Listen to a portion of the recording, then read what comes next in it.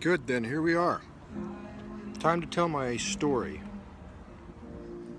I made an announcement at the beginning of the year, unexpectedly to my own self, that I would be talking about my story. Taking a few days off work so that I can make all of this happen that I'll be talking about. And started with about 20 years ago. Bill Hoops, I have not shared this with you up until this point, I don't believe. And hopefully this will begin to make sense and also rattle your brains a little bit. So about 21 years ago, excuse me, I was involved in the firing of at least a few federal agents who were involved in drug dealing, partnering with drug dealers, selling their drugs, manufacturing their drugs, and then when the time came, conveniently for them, they would arrest the drug dealers, raid them, send them to prison, sometimes for life, take over their businesses, go to sleep that night. I don't know how long this has been going on, but I was apparently, didn't know it at the time, dating a girl as I was going through my first divorce. And I did not know this, but she was connected and also dating a federal agent who was an amazing drug dealer, an amazing user, about 5'8", long red hair. And so I had a meeting with these federal agents after I was pulled over for a $300 warrant by a couple of guys in a big black truck. And I told them after months and months and months that I was tired of being targeted, didn't know why I was being targeted, but I wanted to end. So I'm willing to come and help you guys if you want. We'll go after the really bad guys. You know, none of these small-time dealers, you know, the guys that are causing the issues. Mexico, I don't care where it is. And this 5'8", long-haired, red-headed, stepchild-looking dude stepped right up in my face and he says, "Call, why do you gotta be such an asshole? I never seen this guy before in my entire life. I don't know who he is."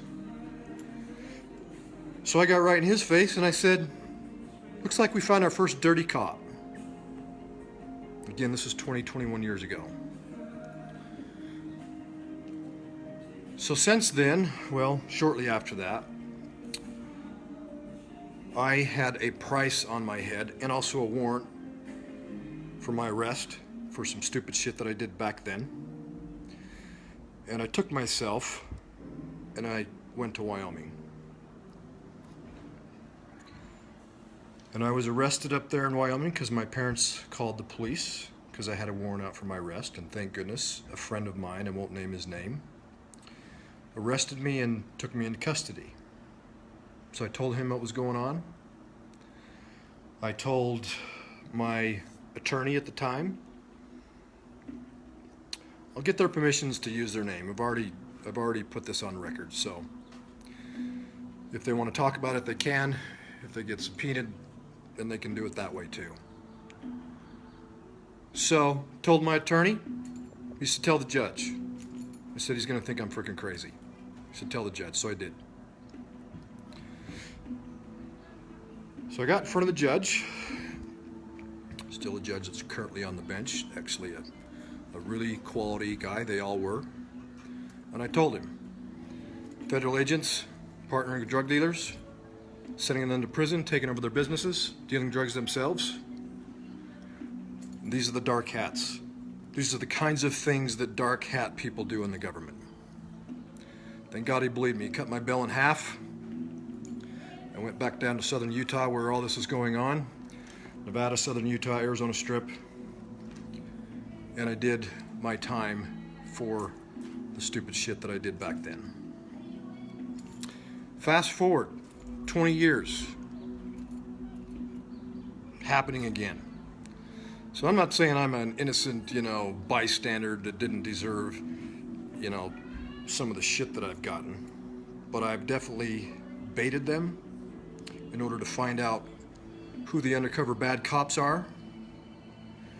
And I haven't published that yet, There's legalities to these kinds of things, but we know who they are.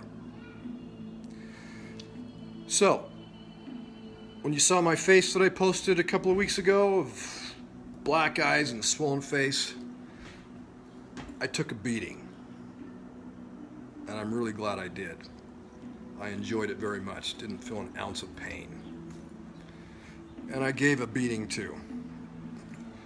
Now, I have no idea for sure if those people were connected to all of this. I don't know.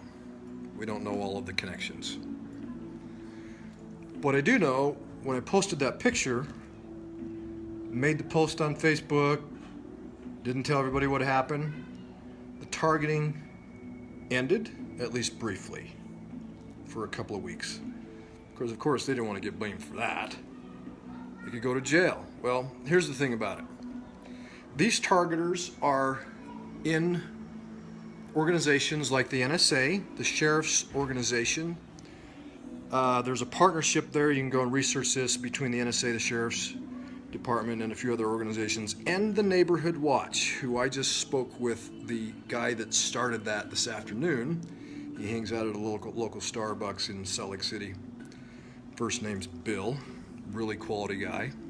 And he did a good thing back then. Since then, it's been infiltrated by people who target and like to destroy other people. Now, why? People ask why. What are the reasons for this? Well, for one thing, let's just cut to the chase.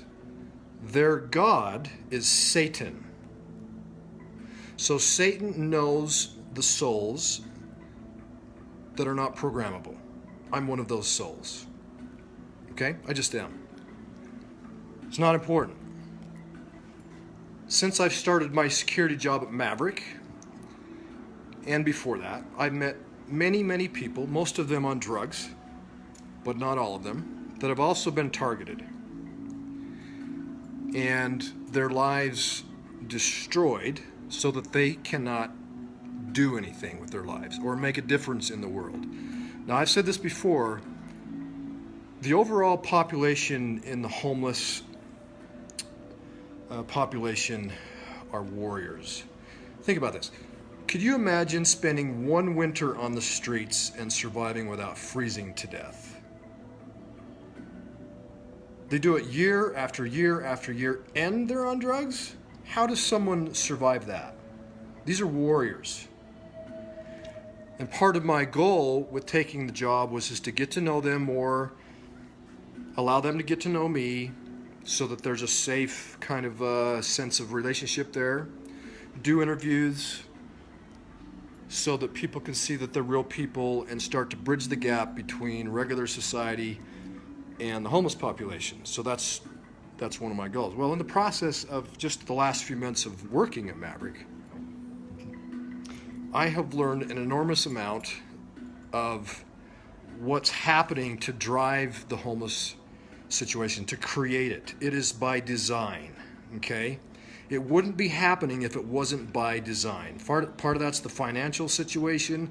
If you don't have money, you can't do things. You can't buy an apartment. You can't buy food. You are put in to a situation that is lose-lose.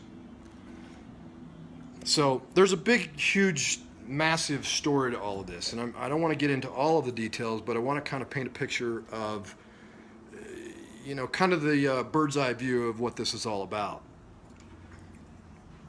So, since I've lived in this apartment, you see that lock right there, that deadbolt?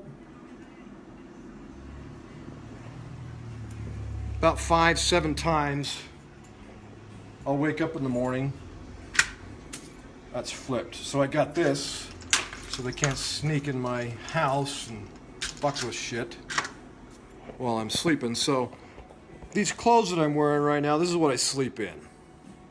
This is my apartment. I have no furniture except for this thing where Molly hides underneath. That's my pillow and blanket. So it used to be I'd sleep in my bedroom back here. I'll just kind of show you my bearless apartment. It's my air mattress. That's my box springs that I don't even use. That look normal to you? So, this is how I live. Because sometimes I have to jump up I don't have time to get dressed. I got to haul ass outside and catch whoever's saying my name in the middle of the fucking night to try and get my attention, try and keep me in fight or flight. I have been to the Office of Victims of Crime, made reports. There's a copy of one right there. See this little thing right there? It's a decal.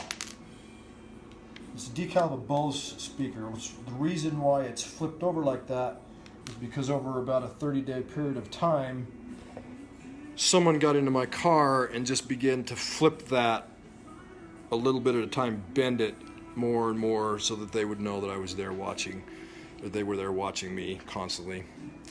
Then, and I'll put a poster, or I'll put a picture of this up on later, the back of my car was run into when I was making a trip down to the victim's office, and somebody tapped into the back of me and made a little dent in the back of my bumper. I didn't stop because I knew who they were. And then when I got down to the office, I was parked in a parking lot. There was 2 cars in this parking lot at the time. While I was in making my report, some asshole comes up, puts another dent in my car.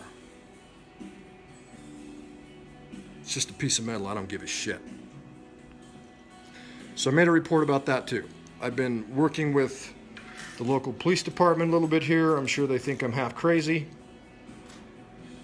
But anyway, I've had to make these reports so that it's documented. I've got a bunch of other documentation. We have whistleblowers that are in the government, clear from the NSA, generals, colonels, all 4 departments of the armed forces. And this is a civil war that's going on in the background, and I get to be a part of it. Isn't that awesome? Okay, so that's kind of the first treat of what's happening. I've broken some what we would call cardinal rules of don't make yourself public, hide in the background, all this kind of stuff. And I think that's not appropriate for me. I have to make it public in order for, it's not even about my physical well-being anymore. I've lost everything. They've interfered with my communications. My relationship with Kim has been destroyed, and it's not because I didn't do anything wrong. It's because of the influences that they've provided on us and the lack or altered communications that we've had in between us. And the most important relationship in my entire life is gone, over. And how can anyone have a relationship with me when I'm, having to deal with this shit 24/7? So, anyway, that's number 1. That's the gist of it. Details enough. I'm going to relax the rest of the night. You guys are going to have to make your choices about this. We've got all the evidence. It's a lot to digest, but it's my responsibility to say something and to say it in an articulate way so that it makes sense to people and it's not just over everybody's head and unbelievable. So, okay. Thanks for hanging in there and listening to me. I'll follow up. Talk to you guys later.